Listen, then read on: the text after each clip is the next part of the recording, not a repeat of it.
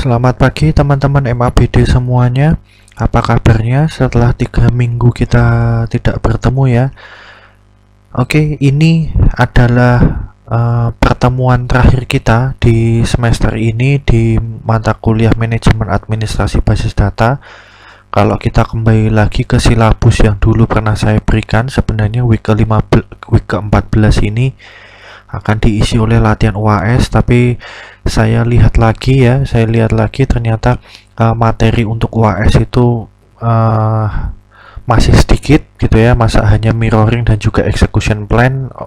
Oleh karena itu saya tambahkan sedikit materi di sini tentang MySQL ya, tapi MySQL di sini terkait dengan security dan monitoring ya. Ini tidak terlalu sulit teman-teman gitu ya, ini tidak terlalu sulit dan juga tidak ada exercise atau latihan di sini sehingga kalian bisa mengikuti gitu ya. Nanti juga kalian bisa mempraktekkan sendiri di rumah kalian masing-masing secara mandiri. Oke, ini video kita terakhir di semester ini dan materi kita terakhir di semester ini juga, yang nanti ini juga masuk ke dalam materi UAS. Ya, sebelumnya mungkin kalian sudah pernah saya jelaskan dulu ya sebelumnya terkait dengan security di SQL Server. Ya, di sini saya mau menambahkan informasi saja di sini gitu ya, terkait dengan serangan-serangan atau macam-macam jenis hacking gitu ya yang bisa terjadi di database kita. Ya, di sini yang pertama adalah eavesdropping, atau kalau di bahasa Indonesia kan adalah nguping gitu ya. Kita fungsinya adalah menguping di sini. Nah, menguping itu maksudnya seperti apa? Jadi ini gambarannya seperti yang ada di gambar ini gitu ya, yang akan saya tunjukkan di sini. Nah, victim ini maksudnya adalah korbannya ya, calon korbannya di sini. Ya, ini adalah calon korbannya. Kemudian attacker ini adalah hackernya di sini.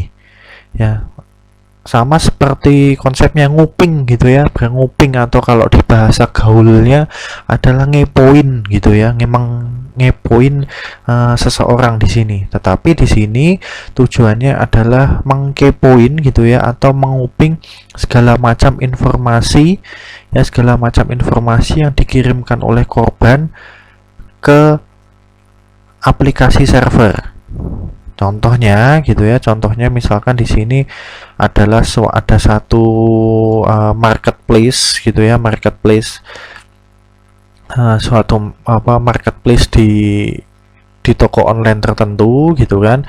Kemudian saat mau login ya, korban ini kan memasukkan username dan juga password gitu ya, otomatis secara tidak langsung berarti korban ini melakukan proses insert ya, melakukan insert ke sistem dari marketplace di sini ya. Saat dia melakukan proses insert, nah hacker di sini dia nguping di sini ya. Ini ada jalur di sini di mana dia akan nguping ya, akan bukan mengambil informasi, tapi dia mengcopy informasi gitu ya, informasi login dari korban ke aplikasi marketplace tetap akan diteruskan. Tapi di sini victim atau attacker dia membuat suatu semacam jalur tersendiri gitu ya, jalur tersendiri sehingga informasinya ini akan bercabang dua di sini. Sama seperti kalau kalian itu ya, misalkan aliran listrik gitu ya, sumbernya satu gitu ya, kalian punya colokan listrik sumbernya satu, tetapi aliran listriknya itu bisa terbagi ke alat elektronik yang lain di sini ya. Sama seperti itu, jadi informasinya yang dikirim dari korban ke marketplace itu ternyata juga dialirkan atau dibelokkan gitu ya, dialirkan juga ke korban, sehingga seakan-akan bukan ke korban tapi ke attacker atau ke hacker, sehingga seakan-akan korban itu tidak merasakan hal apapun gitu ya, hal apapun. Sama seperti kalian tadi ya, colokan listrik gitu ya, apakah dengan jika ada 5 colokan listrik kemudian itu semua colokan listrik digunakan, apakah voltasenya itu akan berkurang ya? Tentu saja tidak gitu ya, voltasenya tetap akan sama walaupun terbagi-bagi ke alat elektronik yang lain Nah, itu namanya adalah menguping atau eavesdropping di sini. Atau altering. Ya, altering di sini ya ini, yang utamanya adalah memodifikasi atau mendelete data. Ya jelas, kalau korbannya tahu di sini, pihak korban maupun pihak mungkin marketplace-nya tahu, nah ini mudah ketahuan. Kalau proses altering ini mudah ketahuan ya, karena datanya dimodifikasi atau di delete. Ya, atau playback attack. Nah, playback attack ini serangan yang dilakukan berulang-ulang. Tujuannya apa? Kalau dari gambarannya yang saya berikan di sini, tujuannya di sini bisa jadi untuk mengadu domba, teman-teman. Ya, mengadu domba itu maksudnya adalah seperti ini. Misalkan contohnya ini bisa untuk merugikan atau menjatuhkan orang lain, teman-teman. Contohnya seperti ini. Ini misalkan kalian di sini ingin melakukan transfer ke teman kalian. Misalkan kalian transfer 10 juta. Ya, biasanya kalau misalkan kalian bertransaksi lewat online, pasti kan ada pemberitahuannya ya, teman-teman. Ada resi secara online, baik mungkin lewat SMS maupun lewat email ataupun yang lain. Biasanya kan ada resi seperti itu. Gitu ya, ada pemberitahuan. Atau mungkin yang bagi mengaktifkan SMS banking gitu ya, misalkan kalian mendapat transferan dari orang lain gitu ya, pasti akan ketahuan, oh saya mendapatkan kredit sejumlah sekian gitu ya, transferan sejumlah sekian. Di sini biasanya ada notifikasi, ada beberapa bank yang melakukan seperti itu. Nah, contohnya kalian tadi melakukan transfer ke teman kalian sejumlah 1 juta dolar.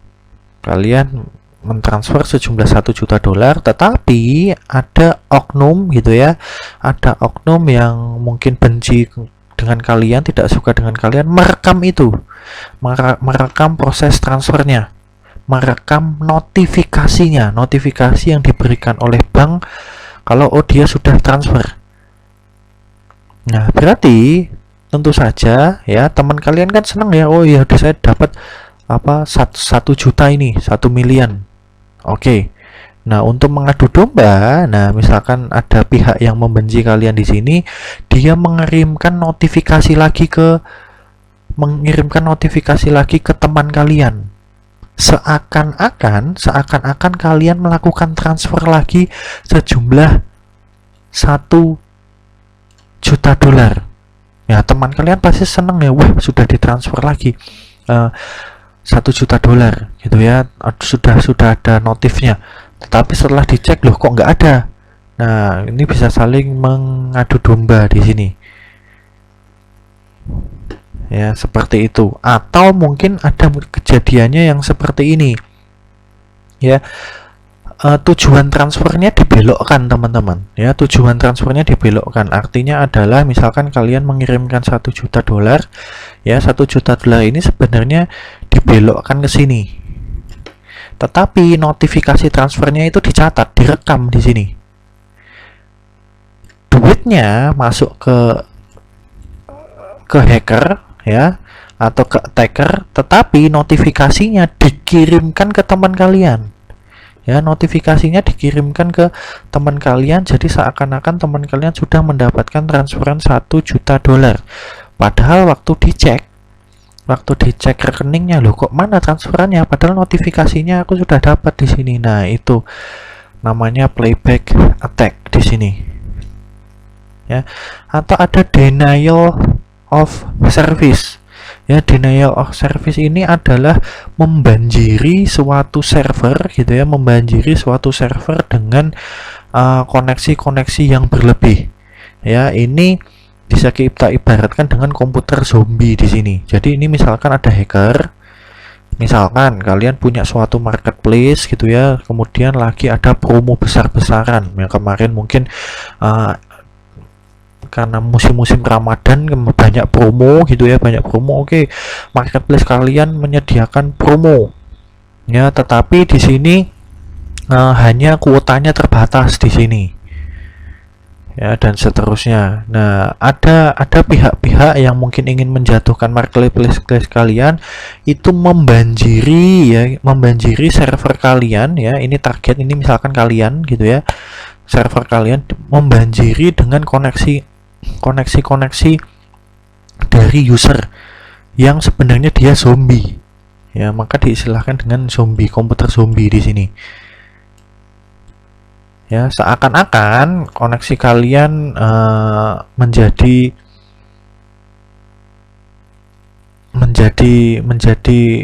lambat di sini, ataupun misalkan ada kasus seperti ini. Mungkin kalian di sini pernah mengalami ya, misalkan di sini kalian mau berpergian ya dengan pesawat ya ke suatu daerah, misalkan di travel agent A. Waktu kalian mau booking tiket pesawat, ternyata di travel agent A pesawat sudah penuh. Tetapi di travel agent B kok masih ada kursi kosong. Nah, ini jangan-jangan permainan dari travel agent B, yang artinya adalah travel agent B ini membuat suatu komputer zombie, di mana komputer zombie ini sudah ngebooking dulu gitu ya, ngebooking dulu semua kursi yang ada di suatu pesawat, sehingga seakan-akan itu kuota tiket pesawatnya, kuota kursinya sudah habis, walaupun mungkin itu nggak bayar ya. Travel agent B itu kan ada ya, misalkan kalian pesan tiket pesawat di suatu aplikasi gitu ya, kalian kan punya waktu ya untuk melunasi tagihan kalian ya, 3 jam atau dan seterusnya. Nah, itu yang digunakan, jeda waktu itu yang digunakan ya. Ibaratkan ada pihak-pihak yang sudah ngebooking dulu tapi nggak bayar selama 3 jam. Nah, saat kalian mau beli di aplikasinya travel agent A, lah seakan-akan loh ini kok sudah penuh semua. Di travel agent B masih ada tapi harganya lebih mahal. Padahal di situ kalian butuh, ya udah mau nggak mau kan kalian akan beli di travel agent B walaupun harganya mungkin lebih mahal di sini. Nah, itu permainan gitu ya. Itu contohnya denial of service. Kemudian jadi tips yang perlu diperhatikan, jangan memberikan akses tabel user ke semua yang mengakses MySQL database kecuali root account. Ya, jadi nanti kalian sebagai seorang DP admin juga harus mengontrol ya. Kalian punya mungkin kalian di suatu perusahaan kalian punya divisi-divisi, jangan sampai semua divisi bisa mengakses semua tabel yang ada. Harus ada pembatasan di sini. Mempelajari sistem privilege pada MySQL itu penting. Password pada database harus dienkripsi. Kalian mungkin di sini sudah mengambil mata kuliah pemrograman web ya, ada enkripsi password, mungkin pakai MD5 kalau nggak salah diajarkan di pemrograman web. Gunakan password di luar kehidupan pribadi ya, jangan sampai kalian menggunakan password menggunakan password di dalam kehidupan pribadi. Biasanya paling nggak jauh-jauh ya, kalian menggunakan password itu kalau nggak dari tanggal lahir gitu ya, tanggal lahir pribadi, tanggal lahir orang tua, tanggal lahir saudara atau pacar atau pasangan dan seterusnya, atau mungkin klub sepak bola favorit kalian atau dan seterusnya ya. Biasanya nggak jauh-jauh berbeda seperti itu gitu ya, agar mudah diingat. Tapi ya intinya susah, karena kenapa, kalau kalian membuat password di luar kehidupan pribadi biasanya susah dihafal, tapi kalau dari kehidupan pribadi mudah dihafal. Tapi resikonya adalah hacker itu bisa menebak gitu ya, menebak dari anak orang ini sukanya ini, berarti kira-kira passwordnya seperti ini dan seterusnya gitu ya. Apalagi pin ATM gitu ya, pin ATM walaupun 6 digit gitu ya, pasti nggak jauh-jauh dari itu gitu ya, nggak jauh-jauh dari tanggal lahir dan seterusnya. Nah, itu. Kemudian aplikasi yang berhubungan dengan MySQL harus diprogram dengan mempertimbangkan keamanan data yang diambil. Kemudian data yang ditransfer harus dienkripsi. Nah, tetapi di sini untuk pertemuan kali ini kita tidak akan membahas semuanya, jadi kita akan membahas tentang ini. sistem privilege pada MySQL. Ya, sistem privilege pada MySQL. Oke, saya tidak akan mendemokan secara langsung ya teman-teman ya melalui MySQL Workbench ya. Jadi saya hanya menjelaskan sekilas-sekilas saja yang mungkin yang perlu saya jelaskan. Yang penting untuk saya jelaskan, silahkan kalian bisa mengikuti gitu ya, karena sudah lumayan jelas di PPT dan juga ditambah penjelasan saya di video ini juga cukup jelas di sini ya. Silahkan kalian mungkin yang punya MySQL Workbench kalian buka gitu ya, silahkan kalian buka, kemudian login sebagai root. Root ini mirip super admin ya yang ada di SQL Server. Login sebagai root, kemudian di sini pilih menu user and privilege, bagian yang ini ya, yang saya tandai ini ya, user and privilege. Kemudian kalian ingin bisa melihat ya user-user mana yang terkoneksi gitu ya. Di sini kalau contoh di sini hanya ada satu, yaitu root ya, sebagai root. Kemudian ini adalah IP-nya ya, localhost atau IP-nya biasanya 127.0.0.1 ya. Authentication tipenya standar ya, login standar di sini. Ya, itu contohnya. Kemudian kalau menambah user baru ya, itu bagaimana, di pojok kiri bawah nanti akan kalian ketemu add account. Kalian klik, begitu kalian klik ini otomatis akan terdisable ya. Di sini akan terdisable, ininya pun juga akan terdisable, tombol-tombol ini. Kemudian kalian bisa memberikan nama login, misalkan mahasiswa MABD. Authentication tipenya itu adalah standar saja ya, yang biasa. Kemudian berikan password dan juga confirm passwordnya ya. Di sini kemudian kalian bisa mengatur gitu ya, terutama nanti kalian sebagai DB admin. Kalau DB admin, kalian sebagai DB admin pasti kalian punya akses adalah root ya. Tapi kalau mungkin database kalian itu ingin kalian batasi terhadap pengguna-pengguna tertentu gitu ya, maka user-user tertentu ini kalian bisa memberikan limitnya ya, memberikan limit. Di sini ada maksimal query yang bisa dilakukan. Query itu bisa create, insert, update, delete, yang bisa dieksekusi selama sejam. Nah, untuk user tertentu gitu ya, misalkan user tertentu maksimal query-nya yang bisa, kalau 0 ya berarti user itu unlimited gitu ya. Kalau maksimal query-nya yang bisa dieksekusi adalah 0, artinya adalah dia unlimited, jadi bisa mengeksekusi sebanyak apapun query dalam waktu 1 jam. Tapi kalau kalian ingin batasi ya silahkan kalian batasi gitu ya. Update itu juga bisa dibatasi juga. Connection ya, batasi juga connection yang bisa masuk per jam gitu ya, berapa koneksi yang bisa masuk terhadap satu akun gitu ya. Bisa jadi satu akun gitu ya, bisa jadi satu akun itu dipakai untuk banyak user. Misalkan ada di departemen HRD gitu ya, departemen HRD punya akses database, punya koneksi ke database hanya satu akun aja, satu username dan satu password. Nah, itu berapa orang berapa koneksi yang bisa masuk ke dalamnya. Bisa jadi orang HRD itu ada 10 ya, tetapi yang boleh masuk ke database, yang boleh mengakses ke database ini gitu ya, ke database ini hanya 5 orang ya. Otomatis 5 orang tadi kan pakai komputer yang berbeda-beda ya. Nah, itu contohnya maksimal koneksinya ya. Kemudian administrative rule. Administrative rule ini kalau kalian ingat di topik pembahasan security di SQL Server ya, administrative rule di security di SQL Server itu sama artinya seperti server rule ya. Server rule artinya apa? Jadi user yang kita buat tadi ya dengan nama MHS MABD ya, itu punya akses ke server itu sebagai apa di sini. Nah, ini kita bisa pilih rule-nya. Apakah sebagai manager, designer, DBA ya, ataupun yang lainnya. Nah, ini global privilege-nya ini akan menyesuaikan. Hak aksesnya ini akan menyesuaikan sesuai dengan role yang dipilih.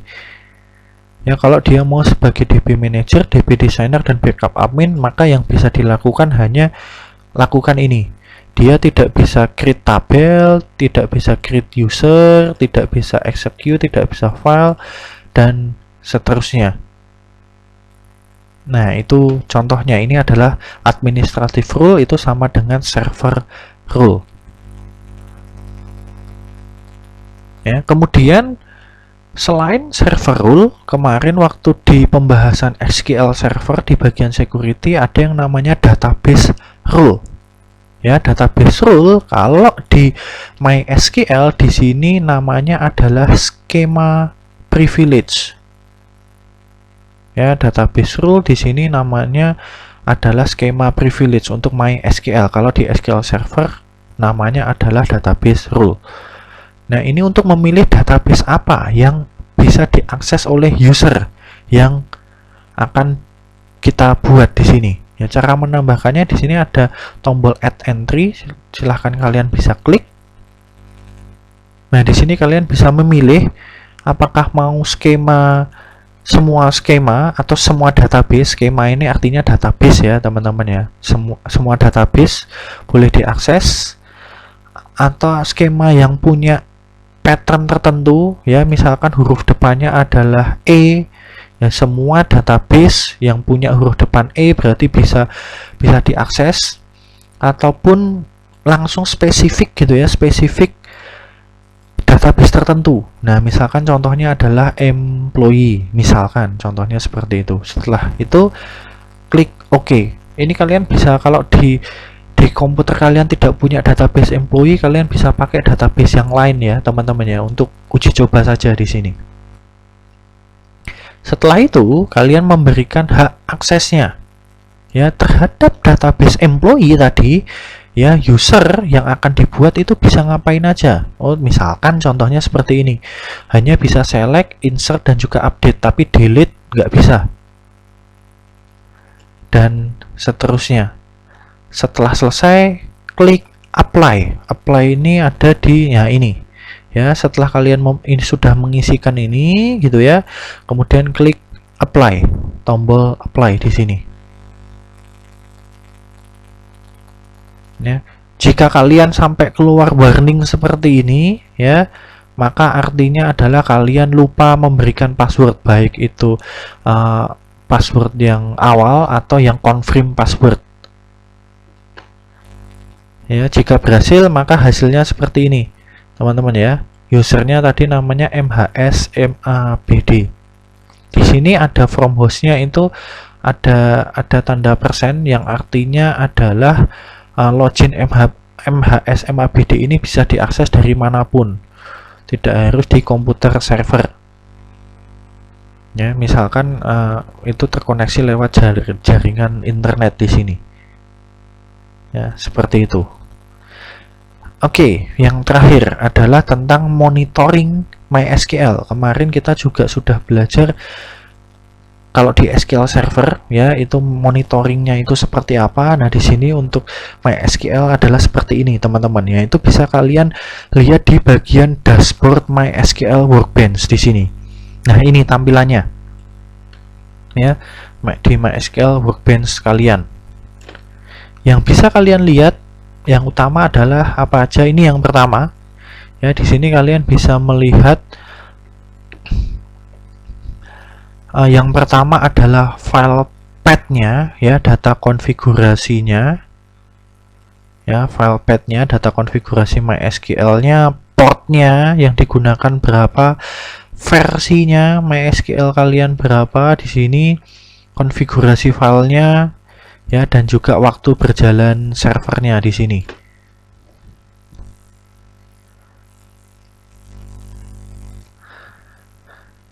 Ya, kemudian ada di bagian kanan tadi gini ya, ini adalah menggambarkan banyak yang bisa kita lihat. Yang pertama statusnya aktif atau tidak di sini ya, penggunaan CPU-nya.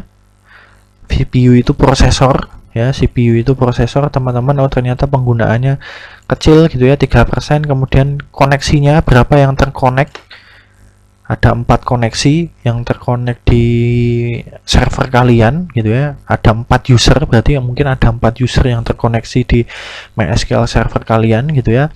Kemudian trafficnya, koneksinya di sini 4,85 kilobyte per second gitu ya. Jumlah trafficnya tidak terlalu tinggi di sini, masih rendah ya teman-teman ya, walaupun ada 4 user yang terkoneksi tapi aktivitasnya yang dilakukan di server kalian masih rendah di sini ya. Kemudian dan seterusnya. Nah, itu mungkin yang penting di sini yang harus kalian ketahui. Kemudian di sini ya ada fitur-fitur server gitu ya, fitur-fitur server yang tersedia itu ada yang NA ini artinya adalah none, yang artinya tidak tersedia, ataupun dia tersedia tetapi statusnya sedang off. Nah, ini bisa terlihat di available server feature. Ada server directory ya, server directory adalah ini adalah lokasi atau direktori waktu kalian install pertama kali ya, menginstal MySQL pertama kali. Ini basicnya gitu ya, itu akan berada di sini ya. Semua file-file MySQL kalian berada di C SAMPP MySQL. Ini base directory kalian saat kalian menginstal MySQL pertama kali. Kemudian data directory ya, ini kalau jika kalian membuat suatu file-file gitu ya, nah, biasanya akan tersimpan di sini. Kemudian space-nya, nah, ini juga bisa dilihat di sini. Space-nya yang masih tersedia itu berapa, dan seterusnya di sini. Ya, ada plugin, jika kalian menambahkan plugin dia masuk di mana, ada directory temporary, kemudian error log-nya on atau tidak, dan lokasinya di mana, itu ada di bagian server directories. Nah, kemudian ada lagi di sini bagian replication self authentication SSL gini ya, status replikasinya ya. Replikasi ini mirip seperti mirroring yang ada di SQL Server. Kemudian autentikasinya bagaimana, apakah ada autentikasi saat kalian membuat suatu password di sini ya, sama seperti mungkin di suatu aplikasi-aplikasi tertentu kan biasanya kan setelah memasukkan password ada autentikasi, memasukkan OTP ya, pin OTP yang dikirim melalui SMS. Nah, misalkan contohnya seperti itu gitu ya. Kemudian koneksi SSL untuk mengakses MySQL di sini ya, fungsinya lebih ke arah mengenkripsi koneksi gitu ya. Ini lebih detailnya kalian bisa lihat di link ini. Kemudian performance report. Nah, ini bisa dilakukan, hanya bisa dilakukan jika versi MySQL kalian adalah 5.6.6 atau yang terbaru 5.6.6 ke atas di sini ya, performance report. Nah, ini contohnya. Ya, ini adalah performance report. Ini bisa kalian dapatkan di mana? Di bagian ini, teman-teman ya. Di bagian performance. Ya, di bagian performance report. Nah, ini kalian bisa melihat gitu ya. Ini adalah contoh laporan gitu ya, report dari performance server kalian. Ya, banyak sekali informasi yang bisa kalian dapatkan. Ini contohnya, misalkan top 10 most active table, artinya adalah 10 tabel teratas yang sering digunakan, yang aktif digunakan di sini. Nah, itu contoh sederhananya. Ya, kemudian ada ini di bagian dashboard ya, teman-teman ya. Masih di bagian performance tapi di sini di bagian dashboard. Ya, di sini bisa dilihat network statusnya gitu ya dalam bentuk grafik ya. Kemudian MySQL statusnya, berapa efisiensinya di sini, misalkan contoh yang saya berikan ada 86%. Kemudian engine-nya InnoDB ya, engine InnoDB-nya yang bagaimana digunakan, penggunaannya masih 13%, tidak terlalu tinggi. Nah, di sini nanti kalian sebagai seorang database administrator atau DB admin, terutama kalau perusahaan kalian itu menggunakan MySQL, lah ini penting gitu ya, penting harus kalian ketahui ya, seberapa efisienkah MySQL kalian ya, koneksi network koneksinya seberapa tinggi gitu ya, trafficnya seberapa tinggi, engine-nya, penggunaannya seperti apa. Nah, ini harus kalian ketahui gitu ya, harus kalian minimal tahu gitu ya, oh letaknya ternyata di sini gitu ya, dan seterusnya. Ini misalkan contohnya proses terjadi select ya, contohnya seperti itu. Nah, contohnya misalkan hacker biasanya kalau mau mengambil data-data penting, berarti biasanya ini proses select di sini, oh mungkin trafficnya sedang tinggi di sini ya, atau dia mau menginjek sesuatu, memberikan virus ya, misalkan data-data palsu ya, biasanya proses insertnya di sini tinggi dan seterusnya. Nah, itu harus kalian minimal tahu gitu ya, sekilas harus kalian tahu, sehingga nanti kalau kalian kerja sebagai DB admin juga tidak kagok-kagok lagi gitu ya. Ada di sini performance schema. Ya, performance skema ini terlebih untuk lebih ke arah database ya, skema di sini. Ya, di sini bisa pengaturannya gitu ya, by default atau performanya jadi semua diaktifkan gitu ya. Jadi kita menggunakan higher performance atau menggunakan yang versi low di sini. Ya, kalau kita memilih yang higher performance, oke, performanya meningkat, tapi harus diperhatikan teman-teman ya, server yang kalian gunakan spesifikasinya seperti apa, RAM-nya seperti apa, prosesornya seperti apa. Karena kalau pengaturan performance ini kalian naikkan atau tingkatkan, ya itu akan menambah beban gitu ya, menambah beban dari RAM, dari prosesor yang digunakan di sini. Oke, itu teman-teman video terakhir untuk mata kuliah MABD di semester ini itu ya. Jika kalian ada pertanyaan ya terkait materi kita di week ke-14 ini, silahkan kalian bisa tanyakan langsung ke saya by email ya. Tidak ada exercise ya teman-teman untuk week ke-14 ini, tapi saya mohon gitu ya, pastikan kalian melihat video ini gitu ya, melihat video ini, mempelajari materi di week ke-14 ini, karena ini akan digunakan untuk materi UAS. Mungkin PPT yang saya gunakan di video ini penjelasannya tidak terlalu lengkap, tapi yang lebih lengkap adalah lewat penjelasan saya langsung gini ya, dari video ini di sini. Sehingga kalau kalian hanya belajar lewat PPT-nya, ya informasi yang kalian dapatkan tidak lengkap di sini. Oke, gitu ya teman-teman ya. Ini akhir pertemuan kita selama 1 semester ini, teman-teman. Saya di sini mohon maaf jika selama saya menyampaikan materi baik secara offline bertatap muka langsung maupun secara online selama 1 semester ini ada yang kurang berkenan, ada kata-kata saya atau tingkah laku saya yang salah, jadi saya mohon maaf teman-teman ya. Semoga apa yang saya sampaikan ini selama 1 semester ini dapat berguna bagi kalian untuk kedepannya, menambah ilmu yang baru bagi kalian kedepannya ya.